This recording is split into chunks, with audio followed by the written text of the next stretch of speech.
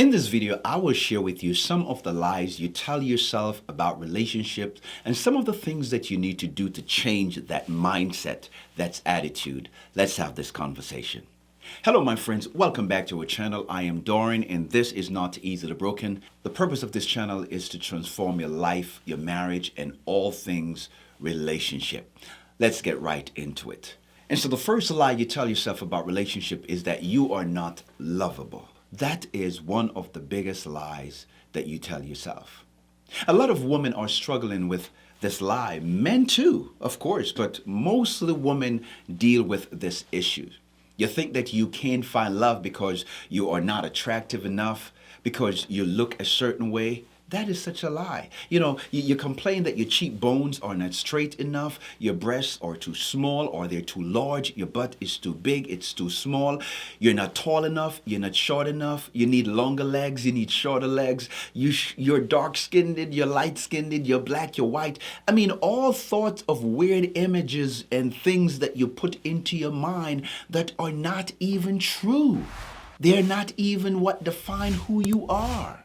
Here you are allowing the pressure of social media, People magazine, or, social media models, IG models, and all these different people that paint a picture like they are absolutely perfect and flawless. There's no perfect people. There's no perfect individual.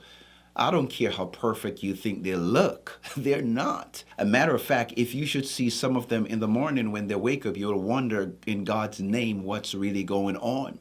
The perception of these magazines and people change who you are. It changed the way you view yourself. It changed the way you look at yourself. It's kind of funny that women are put under these kind of pressure and are judged by a different standard than men in our society. And it's not even right. You're trying to convince people to accept you. But are you convincing yourself? Are you trying to convince yourself that you are acceptable? Most of what you think about yourself are not true. They are not your reality. You are wrong about some of the things that you think about yourself. See, there are things that you know about yourself that if you don't share them with anyone else, they wouldn't know they exist. There are things that you know about yourself. There are faults that you find about yourself that if you never say anything, if you never share them, people cannot look at you and identify them. When they look at you, when they see you, they're seeing a beautiful, gorgeous, fantastic lady, fantastic human being. But in your eyes, you see the opposite. When you look in the mirror, you find every fault that you can think about yourself. But when somebody else look at you, they're seeing a perfect human being. In their eyes, they're not seeing your imperfection. They're not seeing all the flaws and the issues that you find about yourself. See, I know what I'm talking about. I grew up with 5 sisters. I'm the only brother among 5 sisters. I know what I'm telling you. And it's not true. It's all about your perception. It's all about your thought process, your mindset. You see, the problem with this kind of lie is that it precedes other lies, such as low self-image, low self-esteem, self-doubt. You start to question everybody who shows some sort of interest in you. So then the question is, how do you stop this? To stop this, you must first acknowledge that it is not true at all. You are worthy of love. You are good enough, just the way you are. God created you in His image, and everything that you need to be great was placed inside of you. You are fearfully and you are wonderfully made by God. Who told you you are not lovable? Where did you get that thought process or that idea from? It came from somewhere, or it came from someone. Just because you feel like you are not lovable does not make it true. You can't always trust your feelings. See,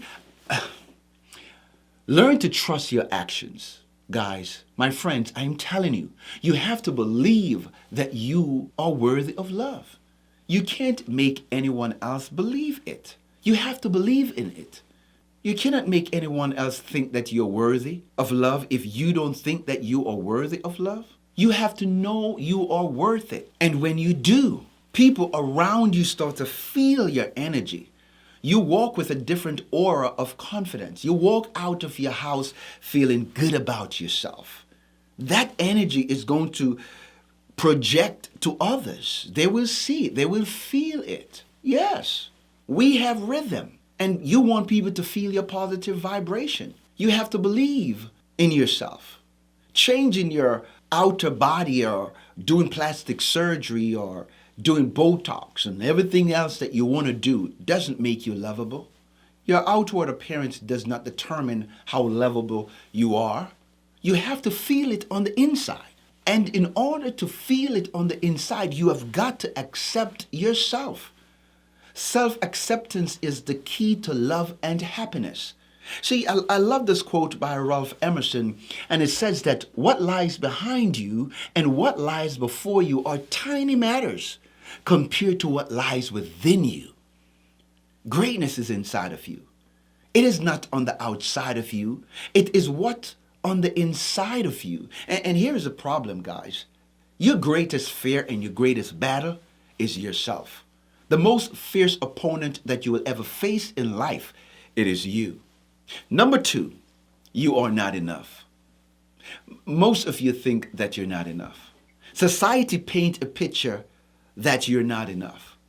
Your friends and everybody around you seems to make you feel like you're not enough. That's another lie that you're taught or you believe about love. You are enough just the way you are, just as you are. Of course, there is always room for growth and improvement. I believe that the biggest room in any house, the biggest room in any space is the room for self-improvement, self-growth, personal development. That has more to do with, you taking care of your health, your body, exercising regularly, getting enough sleep, eating healthy. It has a lot to do with your spiritual life, you trusting and believing in God. It's not just about what you look like on the outside. Your attitude is also very important to how you feel. Growth will always be a part of life. Growth is the difference maker. Change is constant. The only constant thing in life is change. Adapt to change. Learn about your culture. Learn about who you are. If you are not growing daily, then you're dying daily. You have to learn to stop saying things about yourself that are not true.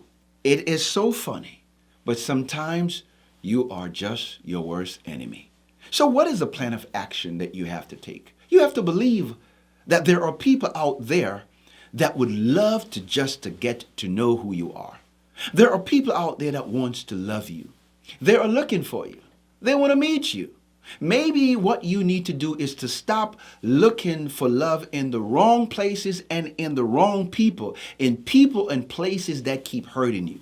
If you want love, you have to believe that you are worth loving. You have to believe that you are worthy of love. All things are possible to him who believe.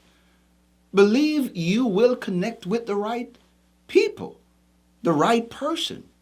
The Bible says, as a man thinketh in his heart, so is he. Whatever you think, you become. Whatever you look for, you will find it. Whatever you move towards, you will find more of it. We are all more alike, guys. My friends, we are more alike than we are different.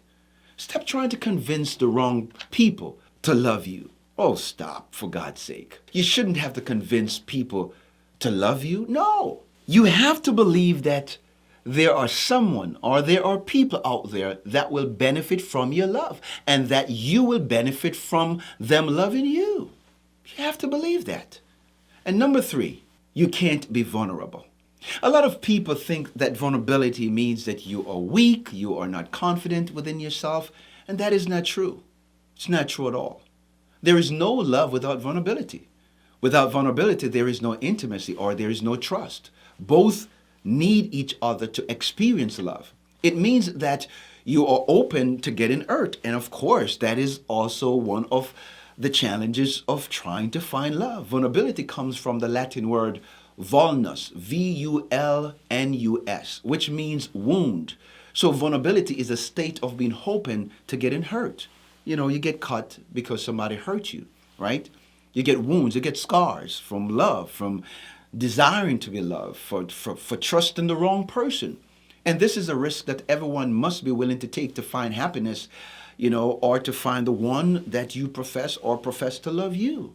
You must have confidence in yourself while trusting that you are making the right decision in the person that you choose, that you're making the right decision by putting them through what we call the relationship appraisal process. You have to be critical. You have to be mindful. You have to know. You have to put yourself out there at the same time. If someone professes to love you, they will protect you. They will treat you right. They will protect your vulnerability. You should always feel safe to be yourself. You are who you are. You're honorable.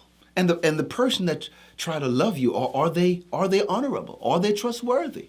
All these things play a big role in you feeling comfortable, and being vulnerable at the same time. Number 4, you have to compromise. This is another lie that you tell yourself about love. People tell you that you have to compromise to find love. Your parents tell you have to compromise. Your friends tell you, your spiritual leaders, your pastor, everybody tell you that you have to compromise. That the reason why you're single, it is because you set your expectations too high. The reason why you're single, it is because you don't give nobody a chance. My question to you is, why should you have to compromise? Is it compromise to find someone who respects you? Is it compromise to want to find someone who loves and honors you and believes in you? Believe in the God that you believe in? Is it compromise to wanting someone to just love you for who you are? To share your values, your moral values and your standards? I'm trying to really understand what this compromising is really about. Do you have to give up these things in your life that you love, that you value to find love? If you have to do that, then what is the other person bringing to the relationship? Do you know what compromising really means? It means to settle. You should never have to compromise your character, your integrity, your core values just to be with someone. If you have to lose the best of you to find someone else or to be with someone else, then that's not love. That's a nightmare. And you are about to live it. Do you think that God wants you to compromise your relationship with Him just to find love? You should never have to feel like you're giving up more than you are getting from a relationship. It doesn't work like that. I'm sorry, my friends, but real love does not hurt you. You should not have to lose yourself in the process of finding love. It's an oxymoron. So what is the plan of action? This is what you must always do. You should always tell people upfront what your expectations are. You should never assume anything. When somebody shows you who they are, you need to believe them. You must be clear and precise with what your intentions are and what you are trying to achieve in any relationship that you are involved in. Don't wait until you become emotionally attached to a person before you do this. At that point, you have already compromising. You have already see signs and motive that may not be in alignment with your characters and your core values, but because of invested time and because of emotional connection with that person that you find yourself becoming connected to, you start to compromise. And that, my friend, is when it's too late. You must always let them know what your deal breakers are. Your Christian walk, your standards. You must never devalue these things that are dear to you. Those things should be respected in the process of finding love. And always remember, when it's all said and done, that you, my friend, are good enough. Always remember that. And so what is the takeaway? You are good enough just the way you are. You are worth finding love, my friends. Stop looking for love in the wrong places. Stop letting people lie to you. Stop believing the lies of mainstream media. Listen to God. Listen to your heart.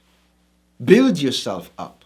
Stop compromising and start living your best life right here, right now, at this moment, at this time, at this season. Be your best self. Nobody can make you better than you. Nobody can elevate you more than you want to elevate yourself. You have to move away from this unconsciousness and come to a conscious awareness that everything that you need to be great was placed inside of you. Greater is he that is in you, my friends, than he that is in the world. And that's it, my friends. That's what I want to share with you in this video. I would love to hear your opinion. Leave a comment in the comment section. Let me know what you think. And if this video adds some value to you, then please hit that like button. And if you have not subscribed to our YouTube channel, then what are you waiting for? Hit that subscribe button. Thank you so much for watching. May God continue to bless you. And I cannot wait to see you in the next one.